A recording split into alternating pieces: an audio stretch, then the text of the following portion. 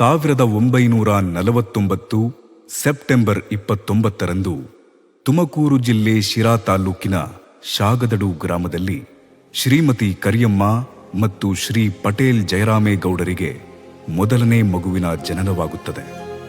ಆ ಮಗು ಮುಂದೊಂದು ದಿನ ಸಮಾಜವಾದಿ ಹಿನ್ನೆಲೆಯಲ್ಲಿ ಬೆಳೆದು ಜಾತ್ಯತೀತ ನಿಲುವಿನ ಹಾಗೂ ಶೋಷಿತ ವರ್ಗಕ್ಕೆ ಸದಾಕಾಲ ಮರುಗುವ ವ್ಯಕ್ತಿಯಾಗುತ್ತಾರೆಂದು ಯಾರೂ ಊಹಿಸಿರಲಿಲ್ಲ. ಶ್ರೀ ಭಕ್ತರಾಮೇಗೌಡರು ಒಬ್ಬ ತಂಗಿ ಹಾಗೂ ಇಬ್ಬರು ತಮ್ಮಂದಿರ ಜೊತೆ ಬೆಳೆದ ಇವರು ಪ್ರಾಥಮಿಕ ಶಿಕ್ಷಣವನ್ನು ಸ್ವಗ್ರಾಮದಲ್ಲೇ ಪೂರೈಸುತ್ತಾರೆ. ನಂತರ ಅವರ ದೊಡ್ಡಮ್ಮನ ಮನೆಯಾದ ಬಾಲೇನಹಳ್ಳಿಯಲ್ಲಿ ವಾಸವಿದ್ದು ಪ್ರೌಢ ಶಿಕ್ಷಣವನ್ನು ಚಿಕ್ಕನಹಳ್ಳಿಯಲ್ಲಿ ಮುಗಿಸಿ ನಂತರ ಪದವಿ ಶಿಕ್ಷಣಕ್ಕಾಗಿ ಮೈಸೂರಿಗೆ ಬರುತ್ತಾರೆ.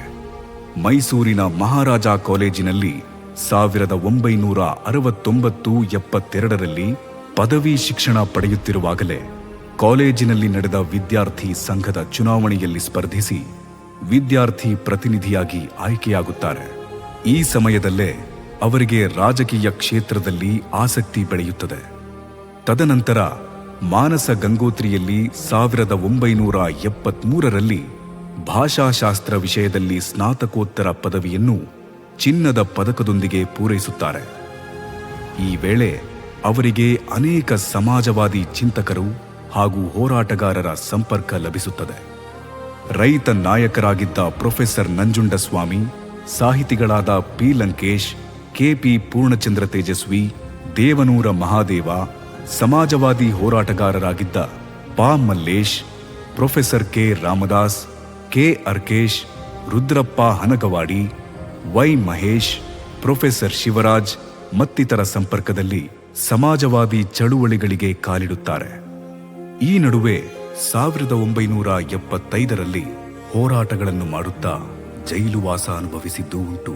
ಮೈಸೂರಿನ ನಂಟಿನ ಜೊತೆಗೆ ನಮ್ಮ ಶಿರಾ ತಾಲೂಕಿನವರೇ ಆದ ಪ್ರೊಫೆಸರ್ ಬರಗೂರು ರಾಮಚಂದ್ರಪ್ಪ, ಪ್ರೊಫೆಸರ್ ರವಿವರ್ಮ ಕುಮಾರ್, ಶಿರಾ ನಗರದ ತ್ಯಾಗರಾಜ್ ಇವರುಗಳ ಜೊತೆ ಉತ್ತಮ ಸ್ನೇಹ ಸಂಬಂಧ ಹೊಂದಿದ್ದು ಮಾನವತಾವಾದಕ್ಕೆ ಸಹಕರಿಸಿದ್ದೂ ಉಂಟು. 1979 ಜೂನ್ 20ರಂದು ವ್ಯವಸಾಯ ಇಲಾಖೆಯ ಅಡಿಷನಲ್ ಡೈರೆಕ್ಟರ್ ಆಗಿದ್ದಂತಹ ಶ್ರೀ ಎಚ್.ವಿ. ಪುಟ್ಟನಾಯಕರ ಮಗಳಾದ ಚಂಪಾರವರೊಂದಿಗೆ ವಿವಾಹ ಬಂಧನಕ್ಕೆ ಕಾಲಿಡುತ್ತಾರೆ. ನಮ್ರತಾ ಮತ್ತು ಸುಪ್ರಿತಾ ಎಂಬ ಇಬ್ಬರು ಮುದ್ದಾದ ಹೆಣ್ಣು ಮಕ್ಕಳ ಜನನದಿಂದ ಇವರ ದಾಂಪತ್ಯ ಜೀವನ ಮತ್ತಷ್ಟು ಸುಂದರವಾಗುತ್ತದೆ. ವಿವಾಹದ ನಂತರದಲ್ಲಿ ದೆಹಲಿಯಲ್ಲಿ ಕೇಂದ್ರ ಸರ್ಕಾರದ ವಯಸ್ಕರ ಶಿಕ್ಷಣ ಇಲಾಖೆಯಲ್ಲಿ ಸಹಾಯಕ ನಿರ್ದೇಶಕರಾಗಿ ಸೇವೆಯನ್ನು ಸಲ್ಲಿಸಿರುತ್ತಾರೆ. 1982ರಲ್ಲಿ ಕೆಎಎಸ್ ತೇರ್ಗಡೆ ಹೊಂದಿ ಗೌರಿಬಿದನೂರು, ಬೆಂಗಳೂರು, ದೇವನಹಳ್ಳಿ, ತುಮಕೂರು ಹಾಗೂ ಮೊಳಕಾಲ್ಮೂರಿನಲ್ಲಿ ಕಾರ್ಯನಿರ್ವಹಿಸುತ್ತಾರೆ. ನಂಜನಗೂಡಿನಲ್ಲಿ ಉಪ ವಿಭಾಗಾಧಿಕಾರಿಯಾಗಿ ಕೆಲಸ ನಿರ್ವಹಿಸುತ್ತಾರೆ. ಚಿತ್ರದುರ್ಗದಲ್ಲಿ ಅಪರ ಜಿಲ್ಲಾಧಿಕಾರಿಯಾಗಿ ಕೆಲಸ ನಿರ್ವಹಿಸುತ್ತಾರೆ. 2004ರಲ್ಲಿ ಉಡುಪಿಯಲ್ಲಿ ಎಡಿಸಿಯಾಗಿದ್ದ ವೇಳೆ ಸ್ವಯಂ ನಿವೃತ್ತಿಯನ್ನು ಪಡೆಯುತ್ತಾರೆ. ನಂತರ ಮಾಜಿ ಮುಖ್ಯಮಂತ್ರಿ ಸಿದ್ದರಾಮಯ್ಯ ಹಾಗೂ ಇನ್ನೂ ಹಲವಾರು ರಾಜಕೀಯ ಮುಖಂಡರ ಜೊತೆಗೂಡಿ ಕೆಲ ವರ್ಷಗಳ ಕಾಲ ರಾಜಕೀಯ ಕ್ಷೇತ್ರದಲ್ಲೂ ಸಕ್ರಿಯರಾಗಿರುತ್ತಾರೆ. ಅಷ್ಟೇ ಅಲ್ಲದೆ ಹಲವಾರು ಜನಹಿತ ಕಾರ್ಯಗಳನ್ನು ನಡೆಸಿಕೊಂಡು ಬಂದಿರುತ್ತಾರೆ.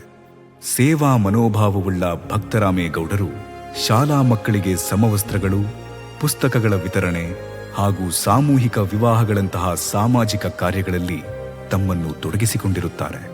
ಸದಾ ಬಡವರ ಬಗ್ಗೆ, ಮಕ್ಕಳ ಬಗ್ಗೆ, ಸಮಾಜದ ಸ್ವಾಸ್ಥ್ಯದ ಬಗ್ಗೆ ಚಿಂತಿಸುತ್ತಿದ್ದಂತಹ ವಿಚಾರವಾದಿ ಹಾಗೂ ಸಾಮಾಜಿಕ ಚಿಂತಕರಾದಂತಹ ಶ್ರೀ ಭಕ್ತರಾಮೇಗೌಡರು 76 ವಸಂತಗಳನ್ನು ಪೂರೈಸಿ ಬರುವ ಸೆಪ್ಟೆಂಬರ್ 29ಕ್ಕೆ 77 ವಸಂತಗಳನ್ನು ಪೂರೈಸುವ ಮೊದಲೇ ಅವರ ಅಕಾಲಿಕ ಮರಣ ನಮ್ಮೆಲ್ಲರಿಗೂ ತುಂಬಲಾರದ ನಷ್ಟವನ್ನುಂಟು ಮಾಡಿದೆ.